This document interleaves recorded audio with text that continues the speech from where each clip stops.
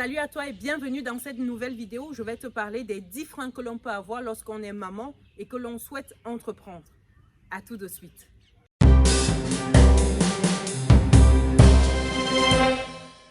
Bienvenue de nouveau sur Afro Business Cash, la chaîne dédiée à l'entrepreneuriat et à l'investissement dans la communauté africaine, mais également et surtout la chaîne qui te permet de muscler ton compte bancaire et ton mindset. Si tu me découvres pour la première fois, je suis Chimène Nana, je suis entrepreneur, je suis investisseur. Avant de te parler du sujet du jour qui est celui des freins que l'on peut avoir lorsqu'on est maman et que l'on souhaite entreprendre, je t'invite à poser 2 actions. La première, abonne-toi et active les notifications pour ne pas louper les prochaines vidéos. La deuxième, partage la vidéo à tes proches. Si tu es un abonné de la chaîne déjà, je te remercie. Ta présence ici est très appréciée. Partage également la vidéo et abonne-toi et active les notifications si ce n'est pas déjà le cas. Aujourd'hui, on va s'attarder sur les 10 freins que l'on peut avoir lorsqu'on est maman et que l'on souhaite entreprendre. C'est vrai, être maman, ce n'est pas facile tous les jours, surtout lorsqu'on a des enfants qui sont encore en très bas âge. C'est très compliqué parce qu'ils ne sont pas encore autonomes et qu'il faut les assister quasiment à tous les instants. Je parle en connaissance de cause parce que je suis maman également et j'ai des enfants qui sont encore en bas âge, donc ce n'est pas évident tous les jours. Toutefois, être maman ne devrait pas nous empêcher d'entreprendre si tel est notre souhait. Je vais donc de ce pas te lister 10 freins qui reviennent très souvent dans la bouche des mamans lorsqu'il s'agit d'entreprendre. Le premier frein ici, c'est la peur d'oser, la peur de sauter le pas, la peur de l'inconnu, peur de ce qui se cache derrière la porte. Si tu es dans cette situation aujourd'hui, je veux que tu saches que la peur est humaine. On a tous peur de quelque chose. Mais lorsque cette peur t'empêche d'agir, de faire ce qu'il faut pour ton bonheur, ça devient problématique. Il faudrait ici que tu puisses te lancer dans l'aventure. Tu ne pourras jamais avoir toute la carte complète avant de pouvoir te lancer. Ici, c'est un acte de foi que tu dois poser. Un acte de foi pour toi-même, pour ton bonheur. Le deuxième frein ici, c'est la peur du regard des autres. J'ai envie de te dire que les autres, ils auront toujours quelque chose à dire sur ce que tu feras. Si tu attends que les autres arrêtent de parler, tu ne feras jamais rien. Les autres seront toujours là pour commenter tes actions. Que tu agisses ou non, que tu passes à l'action ou non, que tu crées cette entreprise ou non, les autres vont toujours commenter. Il est temps que tu t'affranchisses du regard des autres pour pouvoir passer à une autre étape de ta vie. La question que tu dois te poser ici, c'est de savoir qu'est-ce qui est bon pour toi? Qu'est-ce qui est bon pour ton bonheur? Une fois que tu réponds à cette question et que la réponse c'est d'entreprendre, alors passe à l'action.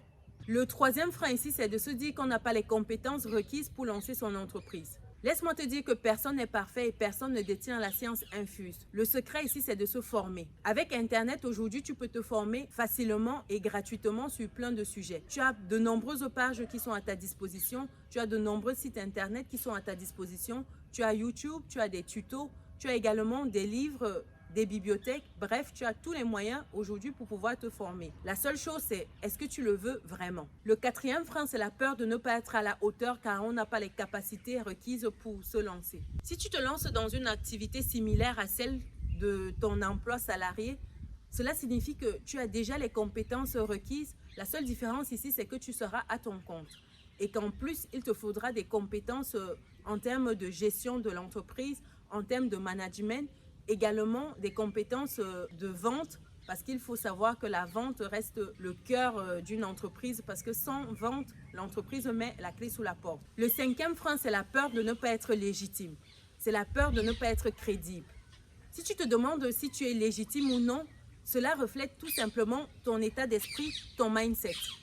La question à te poser ici, c'est de savoir pourquoi tu penses ne pas être légitime. Répondre à cette question va te permettre de travailler sur ce point-là. Si tu penses ne pas être crédible ou légitime simplement parce que tu ne maîtrises pas ton sujet, tu ne maîtrises pas tous les contours de l'activité dans laquelle tu veux te lancer, c'est très simple d'y remédier. Il te suffit de te former. Te former ici va t'aider à cerner les contours de ton activité et à te sentir plus crédible et plus légitime.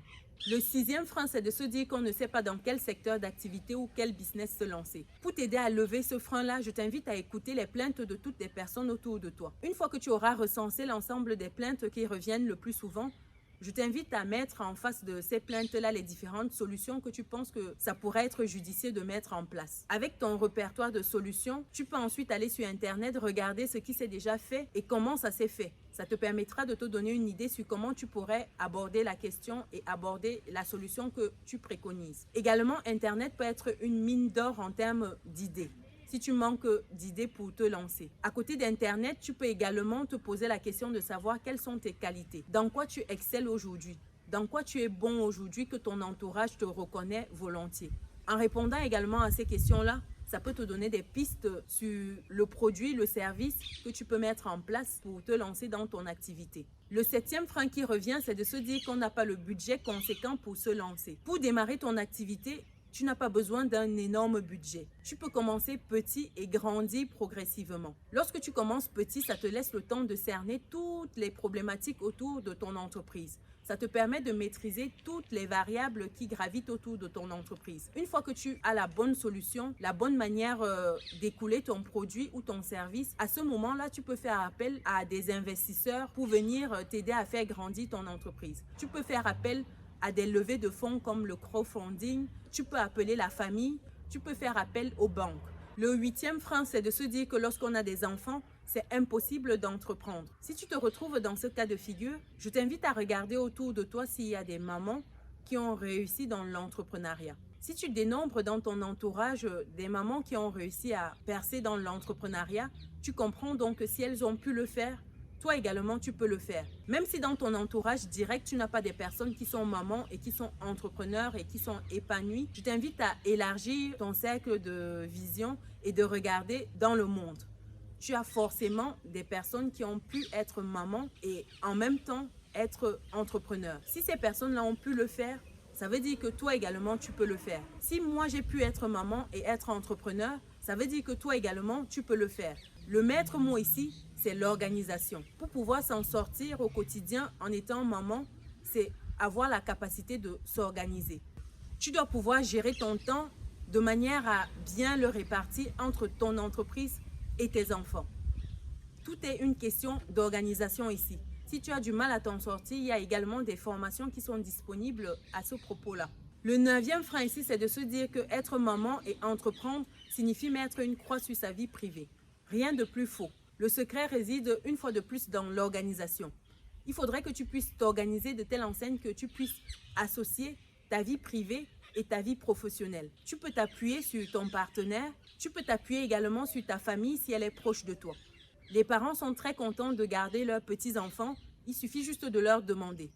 Ils seront vraiment contents d'accueillir tes enfants et tu verras que ce sera plus facile de gérer de cette manière-là. Si ta famille n'est pas près de toi, tu peux t'appuyer sur une nounou également. Le 10e frein qui revient, c'est celui de se dire qu'on a besoin d'une sécurité financière. Généralement, lorsqu'on est salarié, on pense à tort que le salaire qu'on reçoit périodiquement, généralement à la fin de chaque mois, nous permet d'avoir une certaine sécurité financière, ce qui est complètement faux.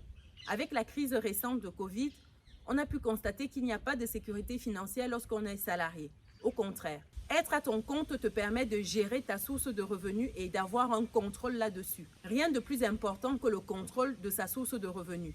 Lorsqu'on est salarié, son revenu est étroitement lié au temps qu'on passe au travail. Alors que lorsque l'on est entrepreneur, son revenu est complètement décorrélé du temps passé à travailler. Qu'on soit présent ou absent, son compte bancaire continue de grossir, contrairement à lorsqu'on est salarié. Si on s'absente pour X ou Y raison, on n'est pas payé pour cette période d'absence. Et si c'est répété, on peut se retrouver à la porte.